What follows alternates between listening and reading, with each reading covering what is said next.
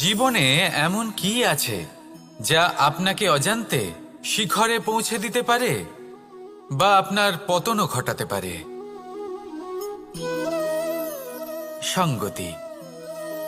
যদি আপনি কোনো শ্রেষ্ঠ ব্যক্তির সঙ্গ লাভ করেন, তাহলে তার শুভ চিন্তা, তার গুণ, তার স্বভাব আপনার মধ্যে চলে আসবে। আপনি আরও শ্রেষ্ঠ হয়ে উঠবেন। আবার সেখানেই যদি আপনি কোনো দুষ্ট ব্যক্তির সঙ্গতি লাভ করেন, কোনো খারাপ মানুষের সঙ্গতি লাভ করেন, তাহলে আপনার শুভ চিন্তা, আপনার গুণ, তা যে কখন আপনার থেকে কেড়ে নেওয়া হবে সেটা আপনি জানতেও পারবেন না। দেখুন, এই সঙ্গতি হলো অত্যন্ত গুরুত্বপূর্ণ। এই সঙ্গতি আপনার নিয়তি নির্ধারণ করে। আপনাকে উদাহরণ দিলে, বৃষ্টির ফোঁটাকে দেখুন। যদি কোনো ফোঁটা গাছের পাতায় এসে পড়ে, তাহলে তা জীবন দান করতে পারে। যদি এমন কোনো ফোঁটা সাপের মুখে এসে পড়ে, তাহলে তা বিষে পরিণত হয়। যেমন সঙ্গ, তেমন নিয়তি। এবার দুর্ভাগ্যের বিষয় হলো এটাই যে বর্ষার ফোঁটা নির্ধারণ করতে পারে না সে কোথায় পড়তে চায়। তার নির্বাচনের ক্ষমতা নেই। কিন্তু আপনার কাছে তো বিবেক আছে, আপনি ভাবতে পারেন, চিন্তা করতে পারেন। তাহলে আপনি ভাবুন, আপনি কি এমন সঙ্গ চান যা শ্রেষ্ঠ, নাকি এমন সঙ্গ চান যা অশুভ? নির্বাচন আপনারই। শ্রেষ্ঠ সঙ্গ বাছুন আর আমার সাথে ভালোবেসে বলুন, রাধা রাধা। আমাদের জীবনে অত্যন্ত গুরুত্বপূর্ণ একটা আশা।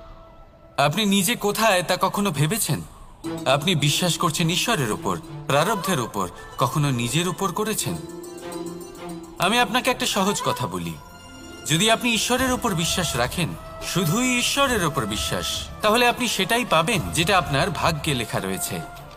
কিন্তু যদি আপনি নিজের উপর বিশ্বাস রাখেন, আত্মবিশ্বাস রাখতে শেখেন, তাহলে ঈশ্বর আর নিয়তি দুজনে মিলে আপনার ভাগ্যে সেটাই লিখবে যা আপনি চাইছেন।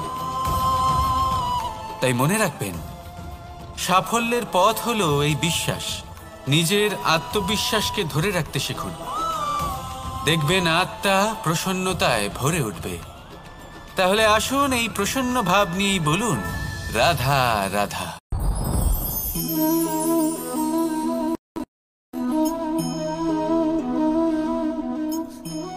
মুক্ত। এই মুক্তই সবাইকে মোহিত করে দেয়, নিজের দিকে আকর্ষিত করে। অত্যন্ত সুন্দর, গোল, শুভ্র। মুক্ত দ্বারা নির্মিত আভূষণ, তা হয়তো সে মুকুটই হোক বা কোনো স্ত্রীর অলংকার, তাকে আরো সুন্দর করে তোলে, তাকে আরো সুন্দর দেখতে লাগে। এবার এই মুক্তকে এত সুন্দর দেখার জন্য কত কষ্ট সহ্য করতে হয় তা কি কখনো আপনি ভেবেছেন? এই মুক্ত ঝিনুক থেকে বের করা হয়। ঝিনুক, যা কিনা সমুদ্রের তলদেশে থাকে। ওকে কত কষ্ট সহ্য করতে হয়, জলের চাপ সহ্য করতে হয়, সমুদ্রের স্রোত সহ্য করতে হয়। এই ঝিনুককে এত কষ্ট সহ্য করতে হয়, এই মুক্তকে এত কষ্ট সহ্য করতে হয়, তারপরে এর রূপ এত সুন্দর হয়। যদি আপনিও আপনার পরিশ্রমের সৌন্দর্য, নিজের পরাক্রমের সৌন্দর্য এই সংসারে প্রকাশিত করতে চান, তাহলে আপনাকেও কষ্ট সহ্য করতেই হবে। তাই জীবনে যখনই সংকট আসবে, বিপদ আসবে, সমস্যা আসবে, তখন একে সুযোগ হিসেবে গ্রহণ করুন। কারণ এই বিপদের সাথেই লড়াই করে আপনি মুক্তর মতোই পরিশুদ্ধ হয়ে উঠবেন।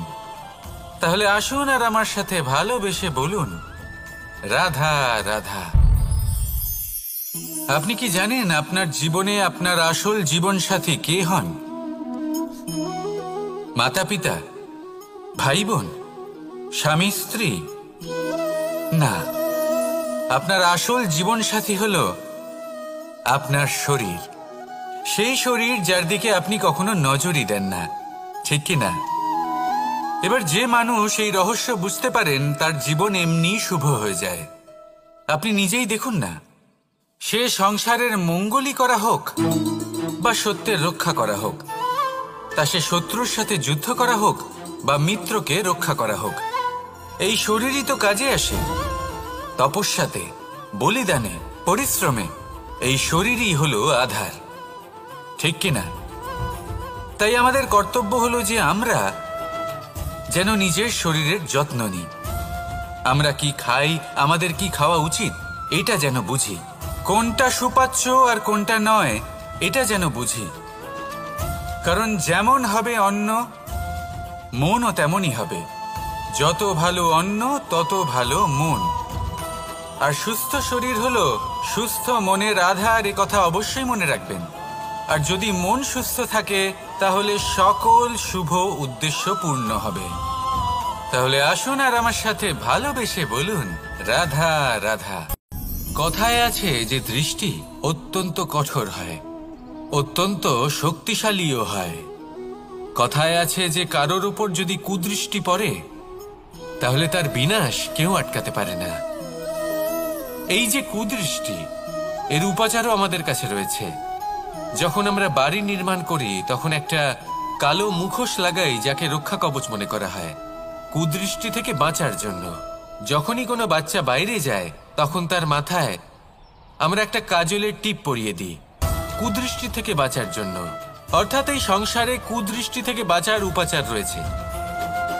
উপাচার যদি কিছু না থেকে থাকে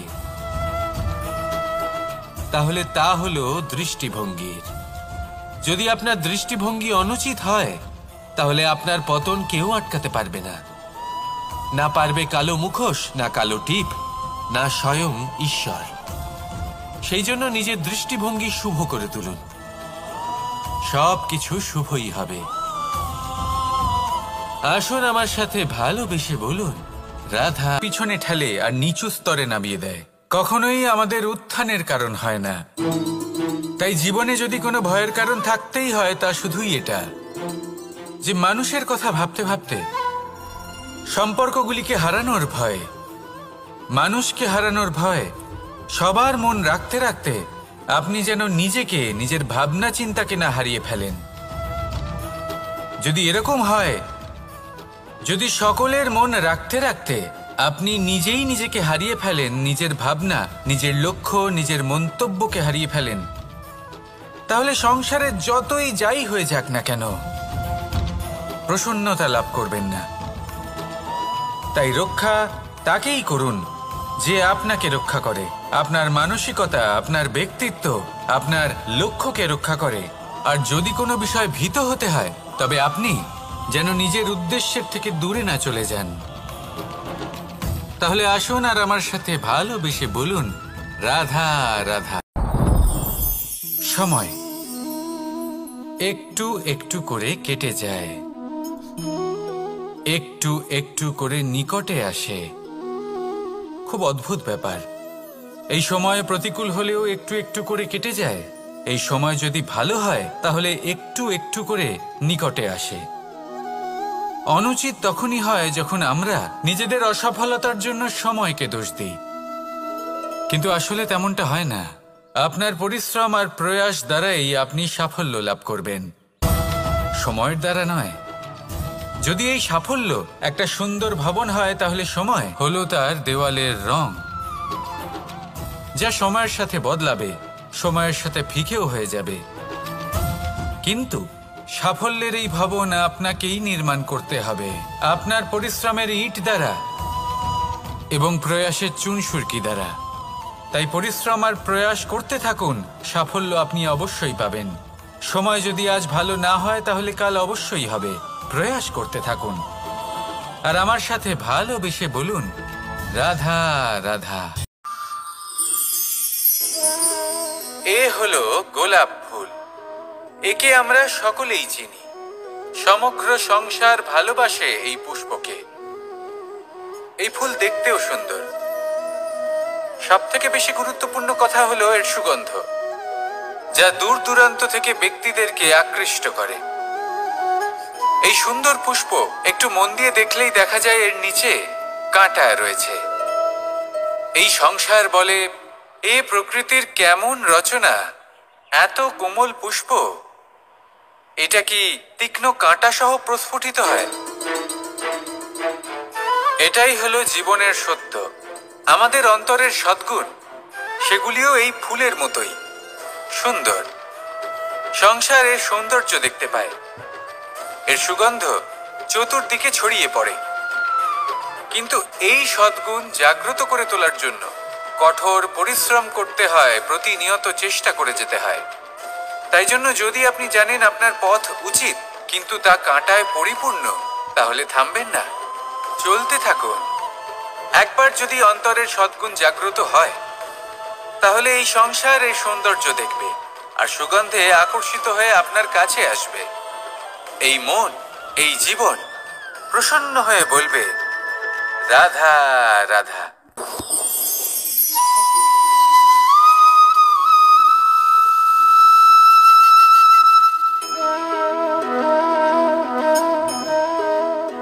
মোহনের বাঁশির এই সুর, এই সঙ্গীত কার না পছন্দ হয়? সবারই খুব ভালো লাগে। এবার এই সুর আসে কোথা থেকে? কেউ বলবেন কৃষ্ণের হৃদয় থেকে। সত্য কথা, এই সুর হৃদয় থেকে নির্গত হয় এবং প্রকট হয় এই বাঁশি থেকে। এই বাঁশিটাকে দেখুন, এই ছিদ্রগুলি দেখুন, প্রত্যেকটা সুর থেকে নিজস্ব একটা স্বর নির্গত হয়। এবার যে ব্যক্তি এই সমস্ত সুর এবং স্বর বুঝতে পারেন, এতে নিপুণ, তিনি এই বাঁশির দ্বারা যে সুর নির্গত করবেন তা তো মধুর অবশ্যই হবে। এবার জীবনের সাথেও কিছুটা এরকমই ঘটে। জীবনের কিছু নীতি থাকে, অর্থ, কুটুম্ব এবং আধ্যাত্মিক। যদি জীবনের প্রত্যেকটা মুহূর্ত সুখময় হয় এরকম আপনি চান, তাহলে এই তিনটি নীতিতে আপনাকে নিপুণ হতে হবে। কোনো একটি বিশেষ নীতির প্রতি যদি আপনি বেশি ঝুঁকে পড়েন, তাহলে বাকি দুই নীতি থেকে যা সুখ লাভ করা সম্ভব তা পারবেন না। ধন অর্জন করতে হবে পরিবারের জন্য, পরিবারের সুখ মনের শান্তির জন্য, মনে শান্তির প্রয়োজন মনের শুদ্ধতার জন্য। যখন এই মন শুদ্ধ হবে, জীবন শুদ্ধ হবে, পবিত্র হবে, সুন্দর হবে এবং ভালোবেসে বলবে, রাধা রাধা। যত শক্তিশালী এই মন, তত শক্তিহীন হয়, দুর্বল হয়। তাহলে এই রথের কি হবে? এটা উচিত পথে চলতে পারবে না, উচিত গতিতে চলতে পারবে না, মন মতো স্থানে এটা পৌঁছতেও পারবে না। সেই জন্য মনের শক্তি অত্যন্ত প্রয়োজনীয়। এবার মনের শক্তি আমরা কোথা থেকে লাভ করি? দৃঢ়তার শক্তি থেকে।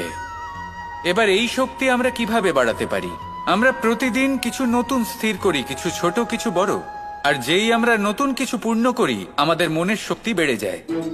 আর যদি পূর্ণ না করতে পারি, মনের শক্তি কমে যায়। একটা দেওয়ালের মতো ছোট ছোট ছোট ছোট শিলা আমরা একটার পর একটা স্থাপন করে একটা দেওয়াল তৈরি করি।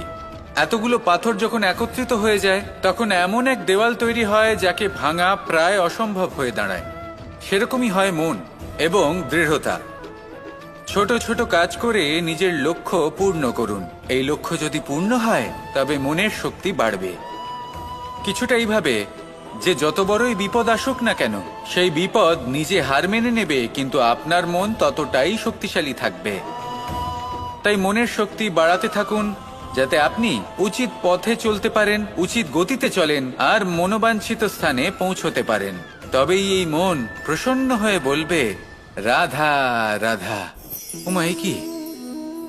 আমি কখন থেকে এখানে অপেক্ষা করছি, হাত পেতে দাঁড়িয়ে রয়েছি যাতে একটা ফল আমার হাতে এসে পড়ে এবং সেটা আমি খেতে পারি। কখন থেকে অপেক্ষা করছি, কিন্তু সেটা হচ্ছেই না। যেখানে শুদ্ধ বায়ু পাওয়া যায়, যেখানে আনাজ উৎপন্ন হয়, এটা জীবনযাপনের জন্য পর্যাপ্ত বটে, কিন্তু ভালো জীবনযাপনের জন্য আরো একটা কথা আপনাকে বুঝতে হবে। সাধু, জ্ঞানী, পণ্ডিত ব্যক্তি, এই সকল মহাপুরুষ, এনাদের যে বাসস্থান তা অত্যন্ত বিশেষ হয়। এখানে এক ধরনের বিশেষ ইতিবাচক শক্তি থাকে। এমন একটা স্থান যেখানে দেবতারাও বিচরণ করেন। জীবন আমরা সবাই যাপন করি, কিন্তু জীবনের উদ্দেশ্য শুধুমাত্র জীবন যাপন করা নয়। জীবনের উদ্দেশ্য হল মুক্তি লাভ করা। আর এই সকল সাধু, জ্ঞানী, পণ্ডিত ব্যক্তি, এই সকল মহাপুরুষ আপনাকে মুক্তির পথে নিয়ে যেতে পারেন। কারণ এরা হলেন সেই মহাপুরুষ যারা নিজেদের অন্তরের বিকার, অহংকার, ক্রোধ, বিদ্বেষ এই সকল দোষগুলিকে ত্যাগ করেছেন, এদের ওপর বিজয় লাভ করেছেন। এমনই একজন ব্যক্তি আপনাকে মুক্তির পথে নিয়ে যেতে পারে। প্রয়োজন হলো শুধুই এনাদের চিনতে পারা, এদের কথা বুঝতে পারা এবং এদের দেখানো পথে চলা। যদি আপনি এটা করতে পারেন তাহলে এই মন প্রফুল্ল হয়ে বলবে, রাধা রাধা। এবার এই প্রকাশ যে সূর্যের থেকে পাই তিনি কি করেন? তিনি নিজেকে জ্বালান আমাদের জীবন প্রদান করার জন্য। প্রত্যেকটা মুহূর্ত তিনি তাপ সহ্য করেন আমরা যাতে সেই প্রকাশ লাভ করি। এটাই হলো জীবনের সারমর্ম। যদি আপনিও এই সংসারে প্রকাশ ছড়িয়ে দিতে চান তাহলে আপনাকেও তপ্ত হতে হবে, নিজে জ্বলতে হবে, সেই কর্ম করতে হবে যেটা কঠিন হতে পারে কিন্তু আসলে শ্রেষ্ঠ। তবেই এই সংসারের সেবা করতে পারবেন, সংসারকে পথ দেখাতে পারবেন। নিজের অন্তরের প্রকাশ জাগ্রত করুন, তবেই সেই সকল ব্যক্তি যারা পাপের অন্ধকারে নিমজ্জিত হয়ে আছেন তারা জাগ্রত হবেন। সেই সকল ব্যক্তিকে জাগিয়ে তুলুন, প্রেরিত করে তুলুন সুখী হওয়ার জন্য যারা সুখী হতে পারছেন না। সেই সকলকে প্রেরিত করুন সাফল্য লাভের যারা সফল হতে পারছেন না। নিজের অন্তরের সূর্যকে জাগ্রত করুন, চারিদিকে শুধু প্রকাশই প্রকাশ হবে, জীবনই জীবন থাকবে, আনন্দই আনন্দ থাকবে, আর এই মন বারবার প্রসন্ন চিত্তে বলে উঠবে, রাধা রাধা। আজ আমরা দুই ধরনের ব্যক্তির বিষয়ে কথা বলবো। প্রথম জন হলেন যে প্রয়োজনের থেকে অনেক বেশি পরিমাণ ধন উপার্জন করে থাকেন, তার কাছে ততটা ধন থাকে যতটা তার প্রয়োজনও নেই, তারপরেও আরো ধন উপার্জন করতে চেষ্টা করতে। তারা শুধুই এই সংসারের সকল সুখ ভোগ করতে চান, সকল স্বাচ্ছন্দ্য লাভ করতে চান। আজীবন তারা প্রচেষ্টাই করতে থাকেন। এবার এই করতে গিয়ে তারা ভারাক্রান্ত হয়ে সমস্যার সম্মুখীন হন। এনাদের সমগ্র জীবন এই চেষ্টাতেই চলে যায় জীবন যাপন করার বদলে। অন্যদিকে আরেকজন ব্যক্তি যিনি জানেন তার প্রয়োজন কতটুকু আর শুধুমাত্র সেই পরিমাণ ধন অর্জন করেন, তার থেকে বেশি একটুও নয়। উনি যদি দুবেলা খেতে পান, মাথা গোজার ঠাঁই পেয়ে যান, সেটাই পর্যাপ্ত। তাতেই তিনি আনন্দে জীবন যাপন করেন, না কোনো বৃথা চিন্তা করেন, না কোনো বৃথা কষ্ট করেন। এবার আমি আপনাদের জিজ্ঞেস করব, এই দুই ব্যক্তির মধ্যে আপনি কোন ব্যক্তি হতে চাইবেন? বেশিরভাগ মানুষ এটাই বলবেন যে আমরা সেই দ্বিতীয় মানুষ হতে চাই যারা সন্তুষ্ট। কিন্তু যদি মন দিয়ে দেখেন আপনিও সেই কর্মই করছেন যা প্রথম ব্যক্তি করেন। আপনারা সবসময় চেষ্টা করে চলেছেন, এটাও লাভ করতে হবে, ওটাও লাভ করতে হবে, আমার এটারও প্রয়োজন, ওটারও প্রয়োজন। আপনি অনেক কিছু লাভ করেছেন, কিন্তু প্রশ্ন এটাই যে আপনার কি সেই সবকিছুর প্রয়োজন রয়েছে? এর উত্তর আপনার অন্তর মনে রয়েছে। আপনার মন জানে যে আপনার প্রয়োজন কতটুকু। সেখানে গিয়ে দেখুন। সন্তুষ্টি মানুষকে আনন্দ দেয়। মানুষ যতটা সন্তুষ্ট হবে ততটাই সে আনন্দ লাভ করবে। এবার আপনাকে এই সিদ্ধান্ত নিতে হবে যে আপনি কখন আর কোথায় সন্তুষ্টি লাভ করবেন, কত কিছু লাভ করার পরে সন্তুষ্ট হবেন। এই উত্তর আপনি মন থেকে পাবেন। এই সমাজের চাহিদায় জড়িয়ে নিজেকে বিভ্রান্ত করবেন না। নিজের অন্তরের এই মিথ্যে অহংবোধকে প্রশ্রয় দিতে গিয়ে যদি আপনি এরকম প্রয়াস করতে থাকেন তাহলে জীবনযাপন কখন করবেন? থেমে যান, শান্ত হয়ে যান, নিজের অন্তর মনে নিমজ্জিত হয়ে দেখুন যে সন্তুষ্টি কোথায়। এই সন্তুষ্টি লাভ করুন। এই মন প্রসন্ন হয়ে বলবে, রাধা রাধা। ক্ষমা একটা অত্যন্ত সুন্দর শব্দ, আমার খুব প্রিয় শব্দ, কিন্তু এই ক্ষমা কখন আর কিভাবে প্রয়োগ করতে হবে সেটা বোঝা প্রয়োজনীয়। এক তো প্রকৃত অর্থে আমাদের ক্ষতিই করে। দুই, কেউ যদি অপরাধ করেন আপনার থেকে ক্ষমা না চান তাহলে তাকে ক্ষমা করবেন না। ক্ষমা হলো অত্যন্ত অমূল্য, আর না চাইতেই কাউকে ক্ষমা দান করা এটা উচিত নয়। তিন, যদি কেউ আপনার সাথে অনুচিত কিছু করেন, অপরাধ করেন, আর আপনার থেকে ক্ষমা চান, তাহলে তাকে ক্ষমা করে দিন। তাতে আপনার অন্তরের করুণাবোধ জাগ্রত হবে, প্রেম জাগ্রত হবে, আর তা আপনার জন্য শুভ হবে। 4, যদি আপনি নিজে কোনো অপরাধ করেন তাহলে অবশ্যই ক্ষমা চাইবেন। তাতে আপনারই লাভ হবে। কিভাবে? সামনের ব্যক্তি আপনাকে ক্ষমা করুক বা না করুক, আপনার অন্তরের অহংকার ক্ষীণ হবে, আর এই মন আরো নির্মল হয়ে উঠবে। এই ক্ষমা অত্যন্ত অমূল্য, ভেবেচিন্তে একে ব্যবহার করুন আর আমার সাথে ভালোবেসে বলুন, রাধা রাধা।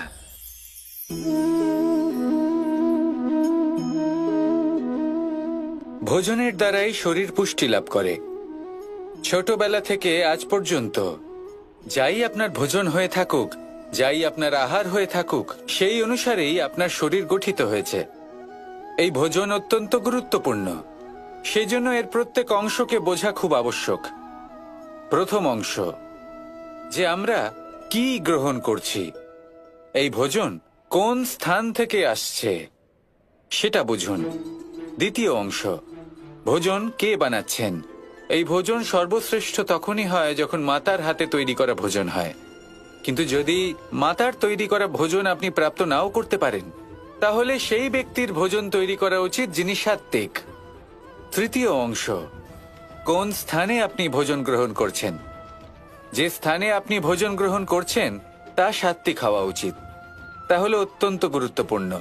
এবং চতুর্থ সবথেকে গুরুত্বপূর্ণ অংশ, তা হলো এই ভোজন আপনি যার দ্বারা প্রাপ্ত করেছেন, যেখান থেকে প্রাপ্ত করেছেন, যে স্থানে বসে আপনি ভোজন গ্রহণ করছেন তার প্রতি কৃতজ্ঞতা প্রকাশ করুন এবং ভোজন পূর্ণরূপে সমাপ্ত করুন। তবেই এই ভোজন আপনাকে সুখী জীবন দান করবে, সুস্থ শরীর দেবে, আর এই মন তা সুপ্রসন্ন হয়ে বলবে, রাধা রাধাধীশ। এমন কি রাজকীয় বা ভৌতিক সুখ রয়েছে যা আমি ওখানে পেতে পারি না? সবকিছুই পেতে পারি, তাও এখানে বনে একা বসে আছি। কোন সুখ খুঁজে চলেছি? একা থাকার সুখ। আমরা প্রত্যেকদিন অনেক মানুষের সাথে, চিন্তাধারার সাথে, কর্মের সাথে, পরিস্থিতির সাথে, সুখ দুঃখের দ্বারা বেষ্টিত থাকি। জীবনের এই চক্রে আমরা জড়িয়ে পড়তে থাকি। যতই আমরা এই সমস্যার সমাধান করি, আমরা ততই এতে জড়িয়ে পড়ি। আমরা এতটাই জড়িয়ে পড়ি যে যখন আমরা আয়নায় নিজেদের দেখি, তখন আমরা নিজেদের চিনতেই পারি না। এমন মনে হয় যেন আমরা নিজেদের হারিয়ে ফেলেছি। সেই জন্য প্রত্যেক দিন আপনি কিছু সময় নিজের সাথে কাটান একান্তে। এটা অত্যন্ত আবশ্যক। নিজের অস্তিত্বের গভীরে গিয়ে দেখতে শিখুন, নিজেকে বুঝুন। অদ্ভুত শান্তির অনুভূতি হবে। যেমন এই বায়ু, এই বৃক্ষ, এই পুষ্প, এই নিসর্গ, এদের মতো আপনিও কখনো একলা হতে শিখুন। কখনো নিসর্গের একটা অংশ হয়ে দেখুন। এই মন প্রসন্ন হয়ে বলবে, রাগ হবে না, অবশ্যই সহ্য করতে হবে। এটাই হলো প্রকৃতির নিয়ম। এই নিয়ম কিন্তু আমরা সবাই জানি, কিন্তু আমাদের মধ্যে বেশিরভাগ মানুষ এই বিভ্রান্তি নিয়ে বাঁচি যে এই যে প্রকৃতির নিয়ম, তা আমার ওপর প্রযোজ্য নয়। তা কিন্তু নয়। আমাদের চতুর্দিকে এই যে নিসর্গ রয়েছে, আমরা তার কতটা ক্ষতি করি সেটা একবার ভেবে দেখুন। আমরা বনাঞ্চল জ্বালিয়ে দিই, বায়ু দূষিত করি, জল দূষিত করি, প্রাণীদের হত্যা আমরা করি। কেন? এই নিসর্গ আমরা নষ্ট করি, যদিও আমরা জানি যে আমরাও হলাম এই নিসর্গেরই অংশ। এবার দেখুন, শরীরের কোনো অংশে যদি আগুন ধরান, আস্তে আস্তে সমস্ত শরীরও জ্বলে যাবে। সেইভাবেই নিসর্গ যদি নষ্ট হয়ে যায়, তাহলে মনুষ্য জাতিও নষ্ট হয়ে যাবে। তাই এই যে নিসর্গ আপনি দেখছেন, এই পুষ্প, এই বৃক্ষ, বায়ু, জল, এদের সকলকে রক্ষা করুন, নষ্ট নয়। মনে রাখবেন, যদি নিসর্গ থাকে মানুষ থাকবে, যদি নিসর্গ থাকে তাহলেই জীবন থাকবে। আসুন আমার সাথে ভালোবেসে বলুন, রাধা রাধা।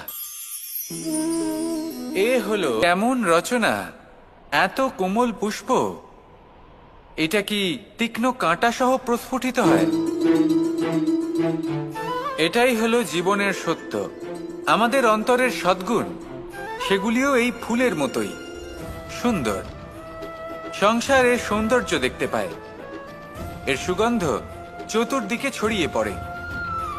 কিন্তু এই সদ্গুণ জাগ্রত করে তোলার জন্য কঠোর পরিশ্রম করতে হয়, প্রতিনিয়ত চেষ্টা করে যেতে হয়।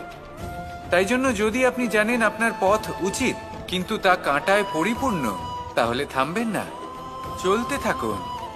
একবার যদি অন্তরের সদ্গুণ জাগ্রত হয়, তাহলে এই সংসার এই সৌন্দর্য দেখবে আর সুগন্ধে আকর্ষিত হয়ে আপনার কাছে আসবে। এই মন, এই জীবন প্রসন্ন